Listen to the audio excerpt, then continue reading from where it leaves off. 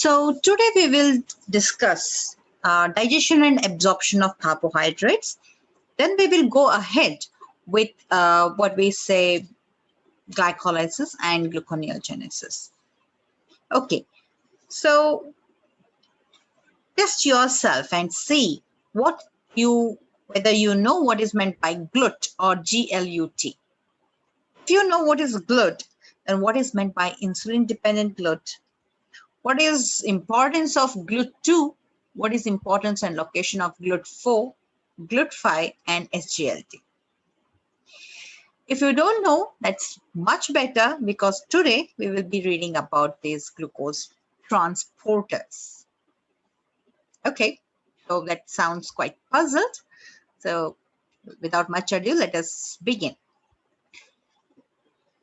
So talking about the digestion and absorption of carbohydrates.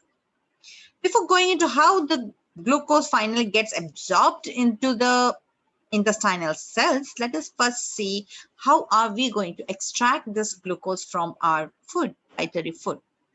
So we take, say, today I took curd rice, which has rice, milk, curds, and a pinch of salt. Okay. So remember the recipe of my curd rice. So we'll go through this and we will see how effectively we can absorb this. So basically it is starch rich. So as we start eating the food, the process starts beginning in the mouth. In the mouth, you have got salivary amylase, which is active at alkaline pH. This is synthesized by salivary glands and is known to hydrolyze alpha-1,4 linkages. Correct? When it acts on the starch, on the food, so it breaks down the alpha-1,4 bond and produces what we call as alpha-limited dextrins, maltotrioses, maltoses to some extent. So if your parents or grandparents always prompted you to chew properly your food, they meant it for your good. We have to give enough time for our food to be mixed with the salivary amylase and give it enough time to act upon it. Why? Because if we just put it in the mouth, chew it half and just swallow it, then the amylase enters along with the food into the stomach where there is no digestion because salivary amylase, which is active only in the alkaline pH, cannot do so in the acidic pH.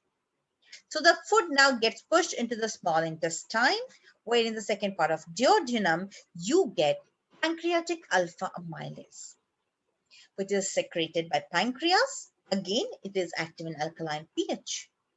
This will further hydrolyze the remaining bonds. Again, they will only act on the alpha-1,4 linkages, producing in whatever undigested food was there, producing alpha-limited dextrins, maltotrioses, and maltoses. Finally, from here, maltose or other food contents, if it was milk also was present, right? So you will have lactose in the food. So all this, if there was some sucrose, probably some sweet thing present in the food, then sucrose will also be present. So everything now moves into the intestine. The intestinal wall has intestinal brush border. Okay, the mucus has got intestinal brush border. On these brush borders, you will find n number of disaccharidases. What you will find? N number of disaccharidases like maltase, sucrase, lactase.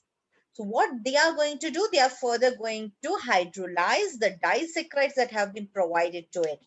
So what about the alpha-limited dextrins? You also have an enzyme which is called as alpha-limited dextrinase. So ultimately, you will be breaking down all the oligosaccharides, the limit dextrins, the maltoses, sucroses into glucose and fructose, galactose and glucose, whatever. Finally, all the starch has been now digested into glucose. Now it's the time for the intestinal mucosa cell absorb this glucose and send it into the circulation. So Let us talk about the absorption. We will talk about the absorption in 3 stages. 1. Lumen to cell. 2. Cells to blood vessels. And 3. From blood vessels to tissue cells. Okay. So lumen, from the intestinal lumen to move into the intestinal mucosal cell, you require SGLT transporter. Now the glucose is present within the intestinal mucosal cell. From there, it has to go into the blood circulation. There it will require GLUT2, a glucose transporter. GLUT. Once it is in the blood vessel, it has to go into all the tissue cells which require the glucose.